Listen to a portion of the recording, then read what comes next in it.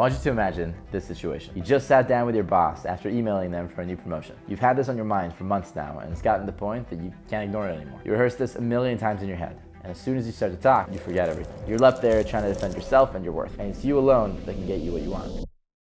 Hi friends, welcome back to the channel. If you're new here, my name is Cliff Weitzman. I'm the CEO of Speechify, and in this channel, we talk about my views about entrepreneurship, my principles, and how to get the most out of life. The ability to negotiate is the skill that will serve you in countless ways throughout your life. Whether it be negotiating a raise for your job, joining a gymnastics gym, figuring out where you want to go to dinner with your spouse, and talking to the concierge at a hotel, you use it all the time. The one thing all good negotiators are good communicators. And that is what we're going to be exploring today. Before the negotiation even starts, know what you want to get out of it. The thing is, when the time comes to actually talk to another person and say what you want, it's nerve-wracking. What I always do is I open Apple Notes on my phone and I write exactly the phrase that I'm going to say. And I'll rehearse the phrase a couple of times. If I'm really nervous about it, I'll write down the possible responses they're going to give me and what I'm going to say in response. And if I'm really nervous, I'll call my dad, I'll call my mom, I'll call my brother, and I'll practice with them. This is a really, really useful thing to do. This works if you're negotiating for a job raise. It works if you're negotiating to buy a house. It works for what to say to customer service. There's no reason why not to write on your phone exactly what you're going to say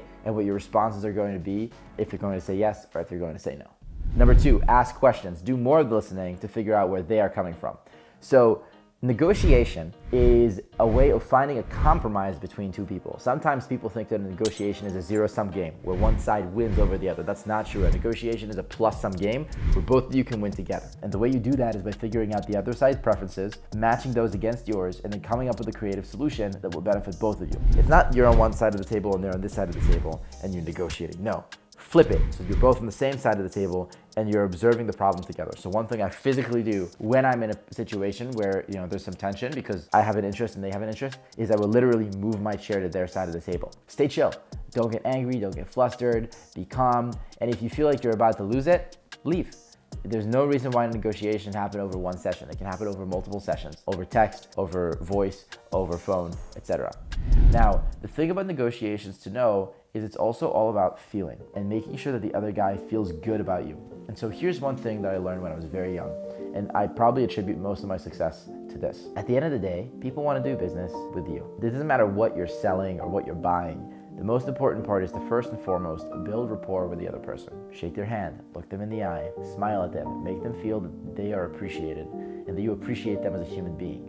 Give genuine appreciation to the other person and never make them feel that you don't respect them. Give as much respect as you can because people will always want to do right by you if you treat them right. Once the relationship is right, the economics always work themselves out. Figure out how you and them exist in the world together, that you guys are going to have a long-term partnership throughout whatever topic it is that you're partnering through, and just make that bedrock solid. And once you do that, it is a lot easier to come to mutual ground because they see you as another human, you see them as another human, you have their best interests at heart, they have the best interests at heart to you, and you end up with something that is fair. And so always aim for something that is fair because you'll do deals many, many, many times in your life. And consider these small things, especially the value of working with this person, irrespective of the place in the world you get to work or the salary or the price of the house. Is the feeling right? And when you feel something in your gut, always trust your gut. Your gut has been trained over hundreds of thousands of years by evolution to be pretty good at this. If the gut is telling you no, don't do it. And if you want to override your gut, call your mom, call your dad, talk to them about it. They'll typically tell you to trust your gut. And if they don't, talk to as many friends as you can and figure out why you have that feeling in your gut. Figure out how to neutralize it before you say yes to a deal. There's a very famous practice by Abraham Lincoln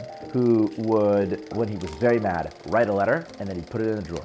And he did this, I think, with one of the generals in the Civil War who got completely destroyed and lost a very important battle. And if he had sent that letter, it could have really impacted the war. But here's the thing, once you write it down, you get your emotions under control because emotions are often irrational. And when you write it down, you force yourself to be rational and you explain to yourself the points of why you feel the way that you feel. But the same is true about negotiation. You might feel very emotional the second you write things down. Even if you had to talk about it but it's not in the letter, the fact that you wrote it down makes it so that you're more cohesive and more coherent.